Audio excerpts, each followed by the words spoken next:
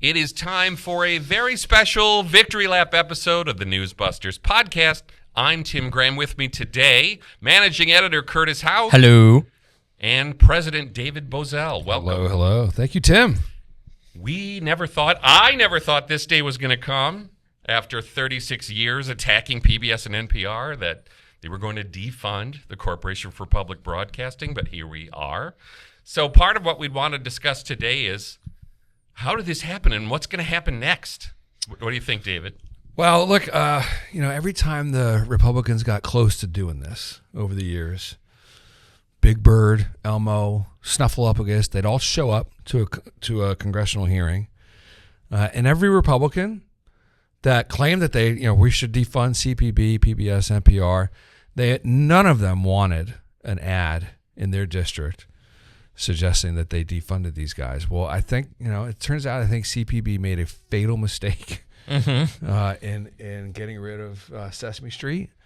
It was, and what year was that, Tim? 2015. 10 years ago.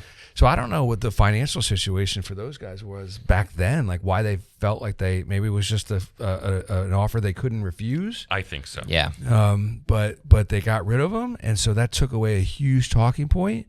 And then the talking point became, well, NPR is the only vessel that could provide a farmer with an emergency alert. Oh my gosh. And we cataloged how that wasn't true, right, up to and including the Texas flood. So they're one by one, their talking points fell by the wayside. MRC's been there every step of the way, proving the bias for 38 plus years. And it's a credit to you, Tim, and to Brent Baker and Curtis and everybody at Newsbusters. Dan Snyder was working Capitol Hill like a dog. Yep. So we're super proud of it. Yeah. Excellent. Curtis, one of the things I've always tried to say is that PBS and NPR are basically MSNBC. Yeah, I mean, it is a revolving door. You look at it, a lot of their hosts and anchors, they have contributing gigs on MSNBC or CNN, or they come to PBS previously from being a White House correspondent. Like Jeff Bennett, one of the co-anchors of the PBS NewsHour, was an NBC, MSNBC White House correspondent. Amna Nawaz does commentary on there as well. Lauren Barone Lopez, their current White House correspondent at PBS, is leaving to go to MSNBC after having also been a political analyst on CNN as well. So it is all just a revolving door. We talked during the Obama years about how many folks from the media went into work for the Obama administration. It's very similar with PBS and these other networks. The Atlantic, their partnership for Washington Week as well. I think that's been a huge talking point for us and source of our studies in the recent years from Clay Waters, showing the bias on there. They bring on reporters from the New York Times, the Washington Post, Politico. It is all an incestuous relationship between these liberal outlets and PBS and NPR. And the great thing now is they all have to compete. Yep. PBS and NPR have to compete in the marketplace of ideas. And that part is a nonpartisan. We don't even have to make it from a conservative perspective. We just say, if this is a successful business product, great product, which you people think it is, then you can help fund it. Yeah, I wish them all the best of luck. I hope they can make it out in the free market. I don't think that they will. I've got some doubts about that. I'm very curious as to who owns all their real estate assets. Is it the federal government? Is it this incestuous relationship with Corporation for Public Broadcasting, and how all that stuff will unravel? But if some corporate sponsor wants to replace the rent costs and the rent payments for all their brick and mortar, God bless them. I don't think necessarily that that's going to be the case, though. Right. I think that if they were true to everything they said, where, only 5% or only 10% or only 15% of our funding is federal, then you don't see them falling apart. Yeah. But, yeah, I think they've been lying about that. I mean, this is one of the points that we've tried to make, and that is that really, if you look at it, it's probably 25, 30%. You look at any media outlet, you cut their revenue 25%. Yeah. That's a pretty serious problem. Yeah. But, this has just been the worst public-private partnership, just like with Sesame Street, where it's like a bunch of people are making a lot of money, yeah, and then they pretend they're a nonprofit all the time. So yes, the idea of them competing is weird because they're nonprofit, but yeah, they're definitely competing for eyes and ears. Well, this $1.1 billion annually that they've enjoyed, man, every other media outlet that we can think of has had to make cutbacks in the last, in the social media era. Yeah. Every single one has had to make cutbacks. Except for these guys. These guys keep... Well, NPR went really heavy into the podcast space a few years ago and then did have to cut back on that because they didn't have the revenue. They were so aggressive about it. Well, now they've sublicensed, a lot of NPR stations air the Daily from the New York Times. Right. As well, too. So you're kind of trading one thing to do another thing. But it goes to our first point about the relationship between these companies. I was just stunned.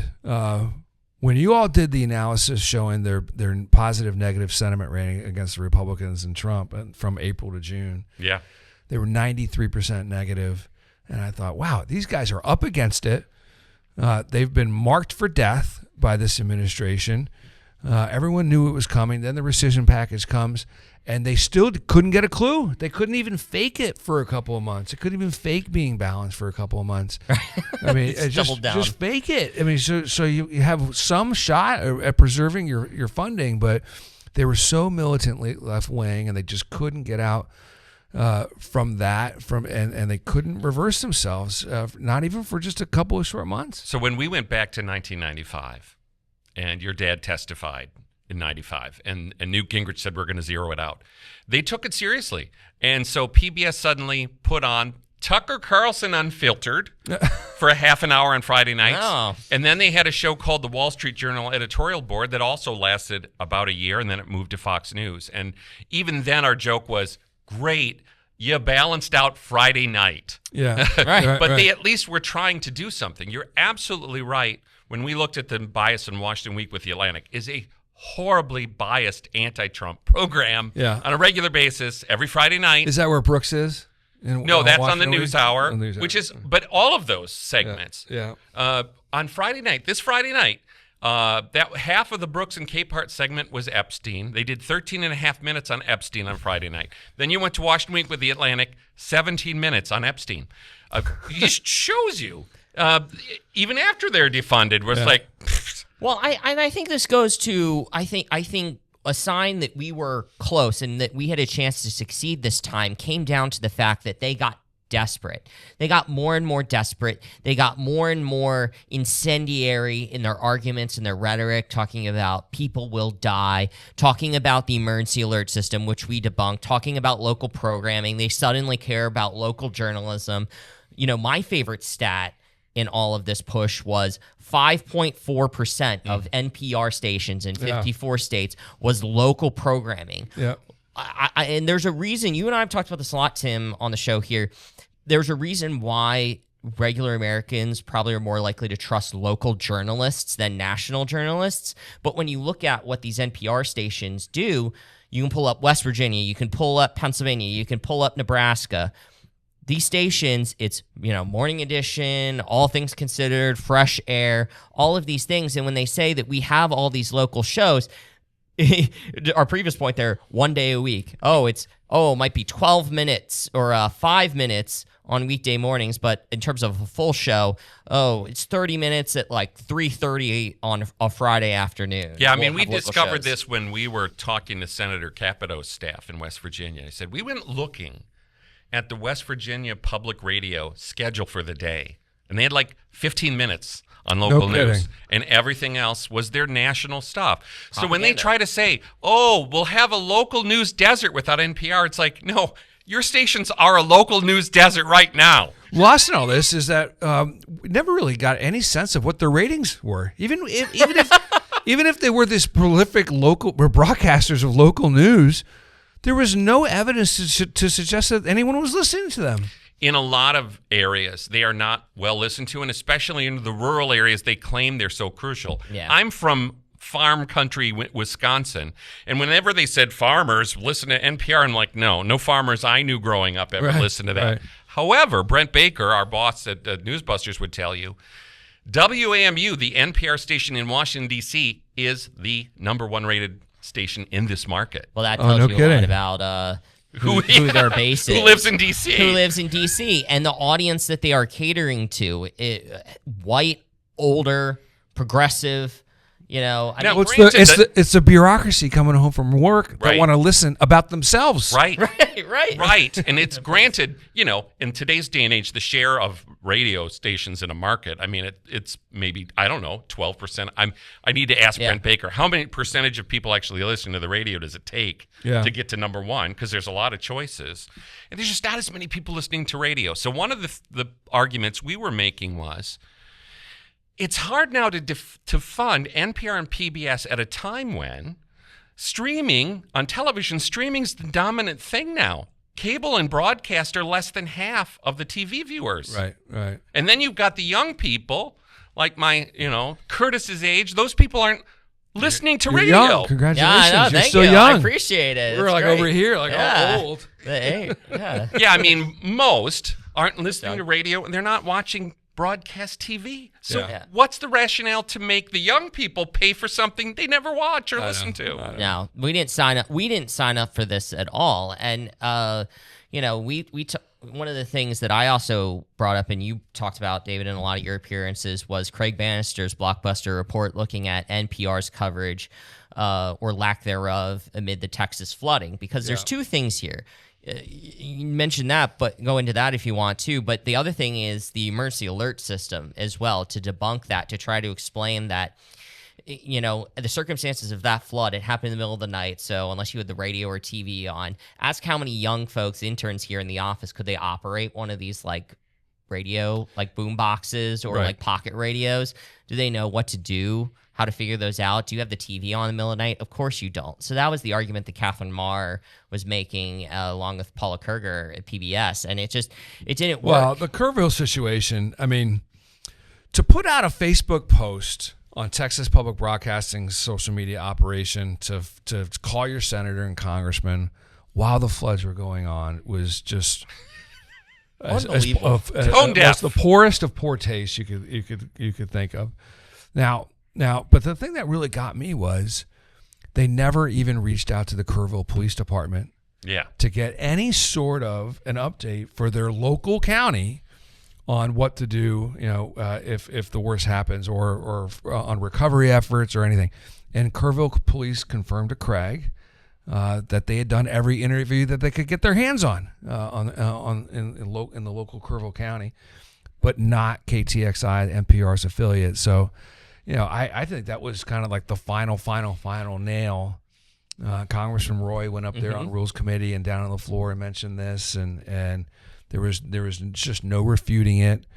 So and there's just no excuse either. Not when you have $1 billion at your disposal. There's no excuse for you to be out there saying that you are the lone voice for local emergency programming, and there's an emergency in a rural area and you're not on the air talking about it. With $1 billion at your disposal, you're just no excuse. And it's one thing if it's a flash flood and unfortunately it has a death toll of 6. This was more than 100 people. Yeah. So I mean, this was just as national news stories go, a real disaster. Yeah. And I think the funniest thing about this is they kept wanting to use these lame arguments about emergency alerts or about children's shows. And we've always said this is about the horrendous liberal bias. But, even in the hearing we went to in March, the Democrats did all these lame things where they said, do you think Elmo's a member of the Communist Party because his fur is red? And you just want to say,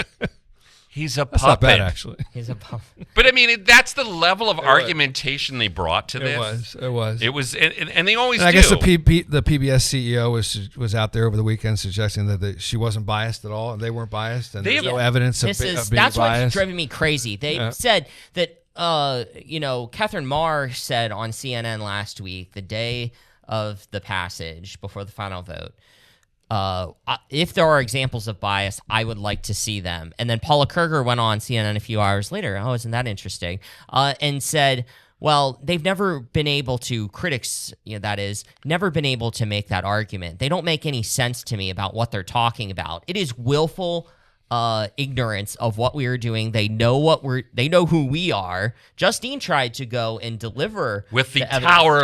tower of documents. And called on her. 93% negative against Trump. Failed to cover the Hunter Biden laptop. Failed to cover AutoPen. And the list goes on. Yeah, they know they're biased. And it's especially funny when they're testifying on the Hill. And they're like, well, I haven't seen any examples. Well, Brandon Gill brought examples. A whole bunch of the congressmen were reading examples to them. And they're like, I've never seen it. And the funny thing about that was that they actually had murder board sessions before the House hearing to decide how to do it. And Did they really? Yeah, and that's what the reporting was, in the New York Times. And so you thought, okay, you guys strategized this, and your decision was, okay, just deny that any bias exists. Or Catherine Marr said, or the other answer that Catherine Marr did was, well, this was before my time, so I don't know anything about this because that was really outside of my responsibility. Yeah, well, that's the lamest thing also, which is I've only been CEO of this for a year, so you can't hold the entire network accountable for anything they did before 2024. Yeah, they ran out of talking points. I mean, and I still would like to know what their listenership numbers are and what their viewer numbers are outside of Washington D.C. I'm just would be kind of curious. I mean, look, there is going to be an attempt certainly by Democrats and probably a couple of Republicans to squeeze them back into a funding bill down the line here. Yep. And so we've got to be on our toes about that, and we will be. But there's just no once we dig into some of their ratings, which are quite poor. I think we've extinguished any plausible reason for them to be a taxpayer funded entity. I mean, they used to be cultural. They were founded. That was the other thing about the emergency argument. That was never even part of their charter. Was to be, as far as I understood it, there was PBS and NPR were not designed to be an emergency broadcast beacon for local areas. They were designed to provide cultural programming. So that if you wanted to listen to Bach, you could find a pathway to go listen to Bach. There was Their original rationale was, well, commercial broadcasting is a vast wasteland of bad choices. That was the old language in the '60s.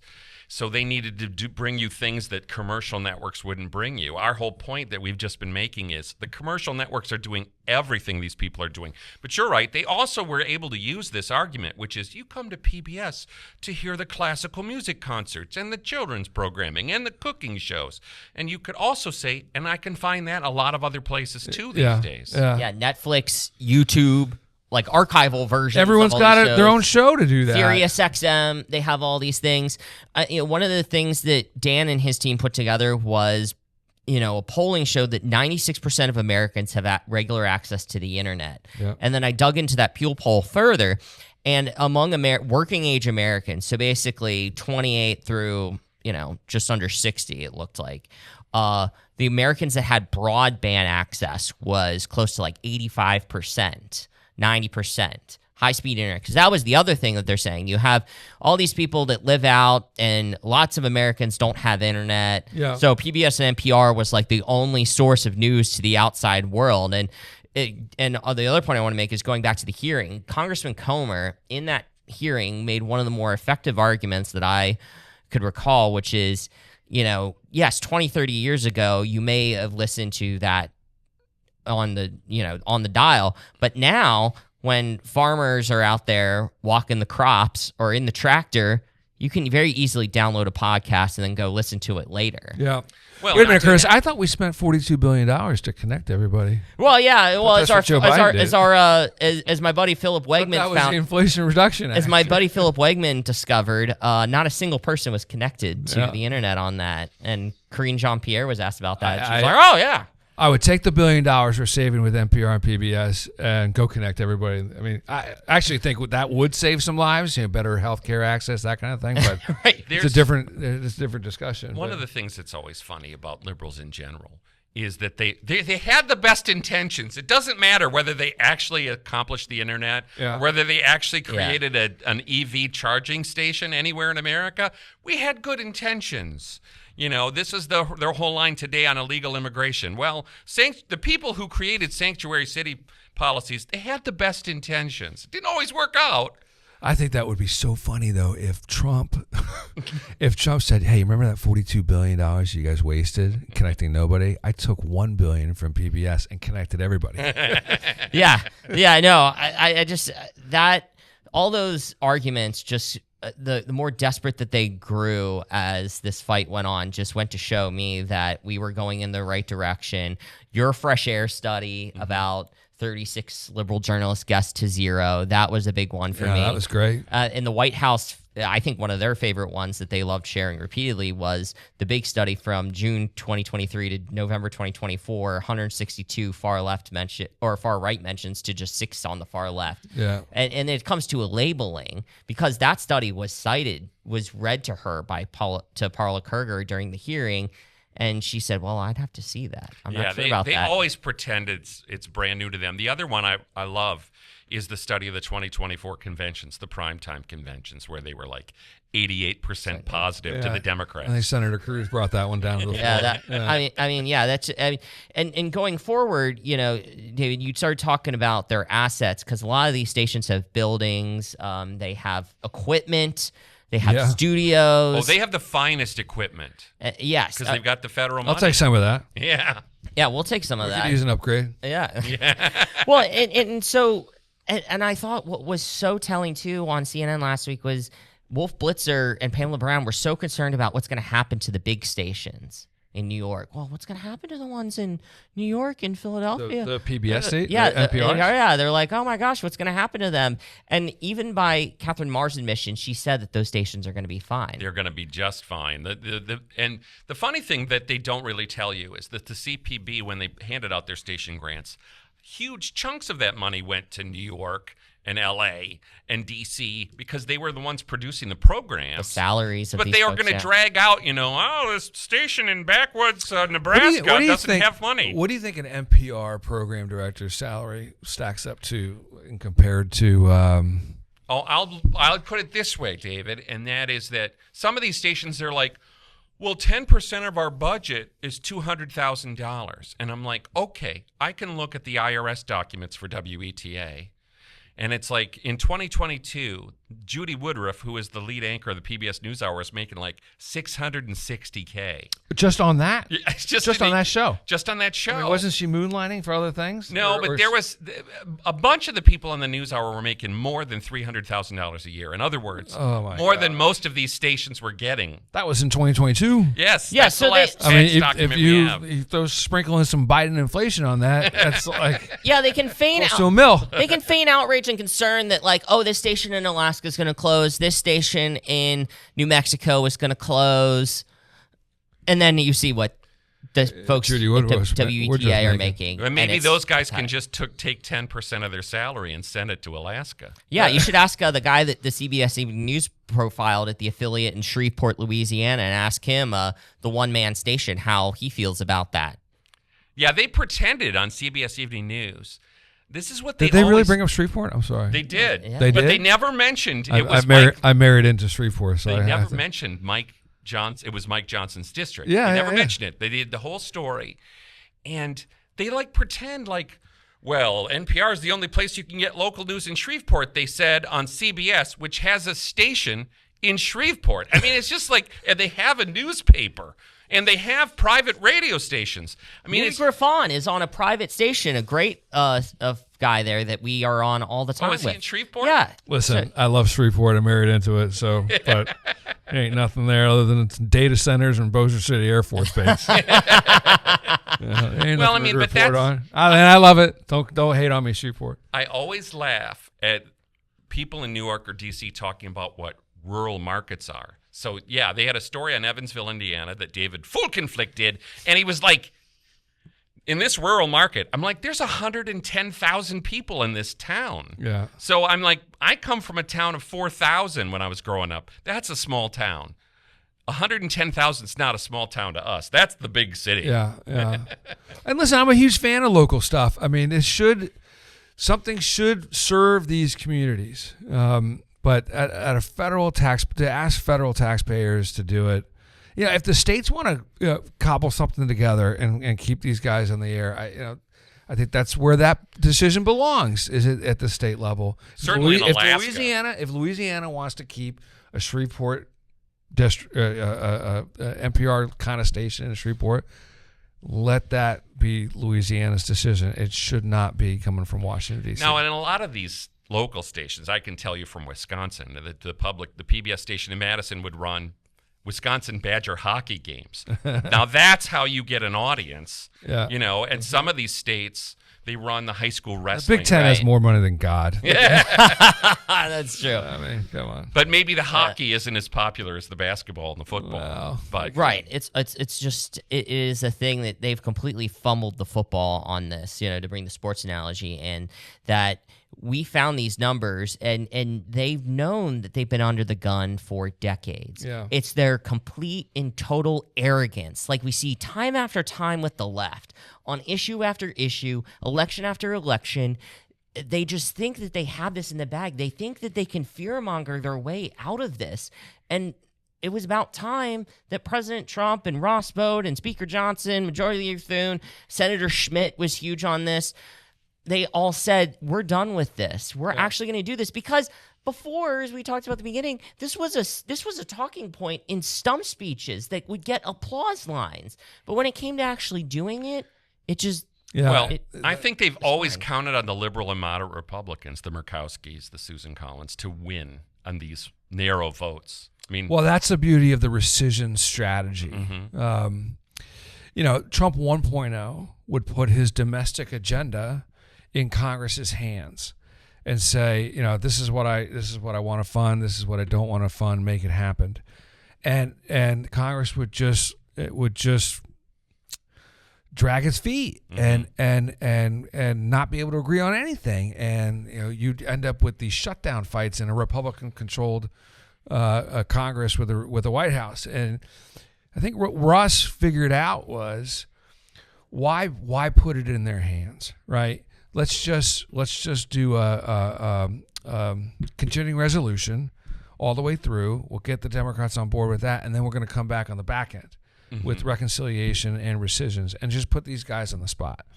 So Mitch McConnell did not want to vote for the bill. He voted against the motion to proceed.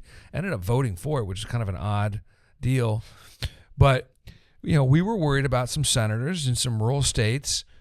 Senator Mike Rounds made his deal to keep the stations with the tribal stations open.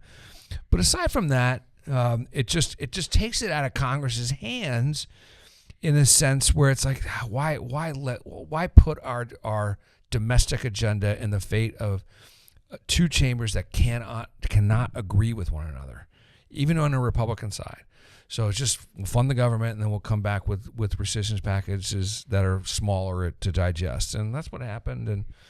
And combining it with USAID cuts was a stroke of brilliance too, because everyone's been clamoring to codify the Doge cuts, so that was a big part of it too. So I'm just super impressed that Russ. I kind of teased him on Scott Jennings' show. I called him Verbal Kent, the man with the plan from Suspects. He came up with that. It hasn't been used sparingly in the 90s. I guess Clinton used it once or twice, but for me, it takes you back to Nixon. That's when they were really trying to get some presidential control over the budget. Yeah. And I think this is the problem we had with Doge. Is like, is it ever going to be codified? They've got all these ideas to cut government, but once you put it in the hands of appropriators, you get nervous. You get nervous. I mean, look, groups like Citizens for Government Waste, Against Government Waste, I mean, they've been documenting wasteful spending for decades. And we've talked about a lot of these things, a lot of these different programs, not just PBS and NPR, for decades. And what Doge presented wasn't entirely too different than things the conservative movement were projecting, except for they had the richest guy in the universe helping us along, owning one of the most influential communication vehicles that man ever created, with his 200 million followers. So every time he found something, it made news. So that was the added bonus to these fights. But the Recision Strategy was the right one, and I hope we do more of them. And once they get their feet wet, right? Once they've sort of have a taste for blood a little bit, like, okay, that was easy. Understand this is how it works. This is the process. It's a time. There is a timeline on it, so that kind of helps with Congress a little bit. Lisa Murkowski doesn't want to vote for it. Okay, we want to be in charge of appropriations.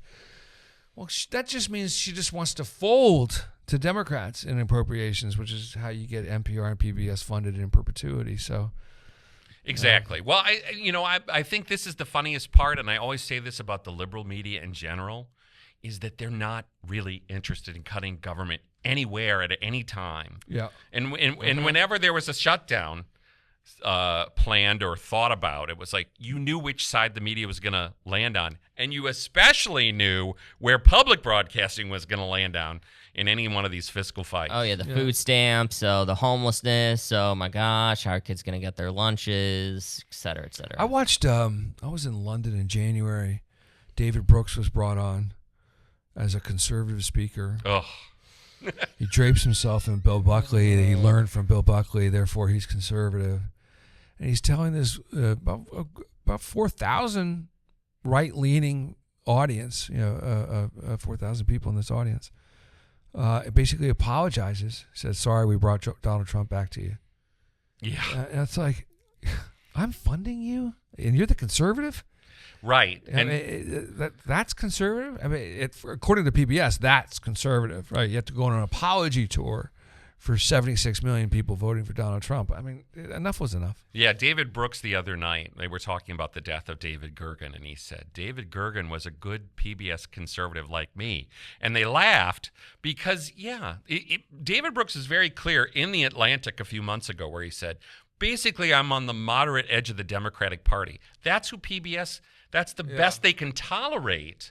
David Gergen, I mean, I guess he could be considered conservative by then, but that's it, though. That was it. That's the whole problem. Now, we did have the glory years with Paul Gigot, who really was an authentic, soft-spoken conservative. Have they ever been balanced in the modern era? No. When you go on there, and that is what's so frustrating about the so-called Republicans, conservatives that go on there. It is a clear understanding that you are going to behave a certain way, and you will give the host or the liberal panelists this point or that point. You will just largely agree. You'll kind of talk around the edges a little bit, and then you'll move on because it's supposed to be seen as insightful and civil. But there's actually every once in a while, the PBS NewsHour will be like, well, David Brooks is out, and we'll have Eliana Johnson of the Free Beacon. And I'm like, okay, she can do it all full time. That's what we need. But you know what the fairest and most balanced program on PBS used to be was Firing Line, because Bill Buckley had liberals on there. Yeah. Michael Kinsley was a moderator on that show. People don't even understand that. And these people are still claiming that PBS is balanced because of a show that Bill Buckley did till 2002. And Margaret Hoover has it now. Yes, the wife of a failed Democrat, John Avlon. The Margaret Hoover show. We shouldn't even call it Firing Line.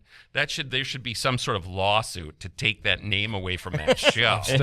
It's clear away from that one. It's preposterous that show should be called Firing Line. It is. And so, yes, Margaret Hoover is married to John Avlon, who ran for Congress, and she's a gay rights activist, and she has a lot of liberal guests on that show. She does occasionally have some conservatives on the show, and so for all we know, that's again maybe the closest PBS gets to fairness and balance, and that ain't it. Did they ever do I'm trying to clutch at straws here. Did they ever do like a positive profile piece of Rush Limbaugh?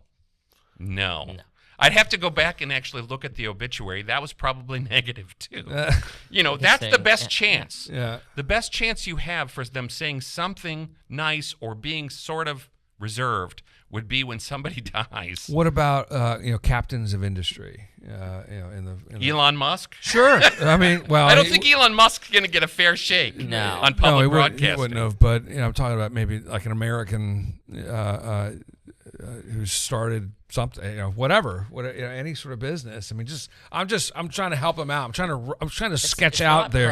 It's not a very pro-America, Americana type set of newscasts there. Well, the one thing they do that seems patriotic is they have the Capitol 4th concert. On the Memorial Day one, too. And right, and I have friends who were served in the military, and they never missed the Capitol 4th concert or the Memorial Day concert, and you're like, this is so unrepresentative of PBS. Right, they'll have the Beach Boys on with John Stamos, and or at the Memorial Day concert, Gary Sinise is the host, and they'll do the march, hymn for each branch of the military, and they have people stand and everything like that. It's like very celebratory and very pro-America. It's not apologizing for all these different things.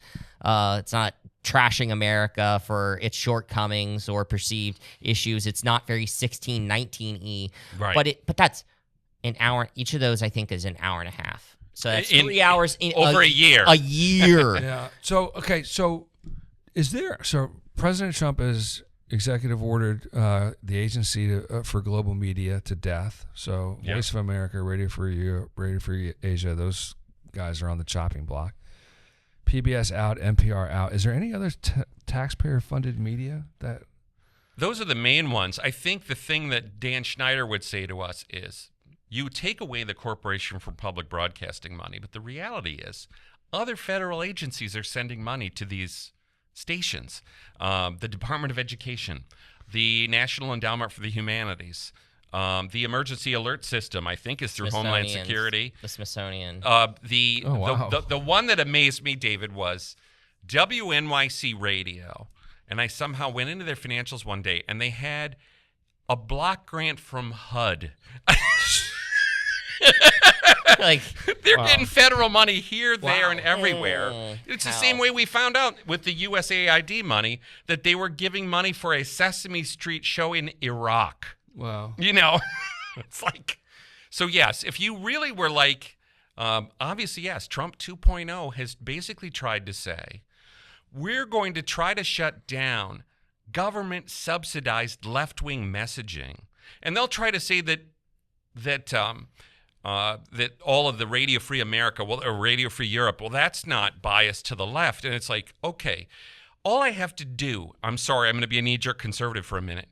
If 60 Minutes and the PBS NewsHour suddenly love these networks, then I know that they're leftists. It's probably a good sign. Yeah, it's a good sign. It's a good idea. If they were all anti-communist right-wingers in Radio Free Europe, like when they were CBS created, would not love them. What's the same thing as PBS NPR? When they were created, it was a completely different media culture, media ecosystem. We didn't have the internet, the ability and freedom to search for news ourselves. We didn't have 40, 50 hundreds of stations on our TV. Yeah. You had 3 stations.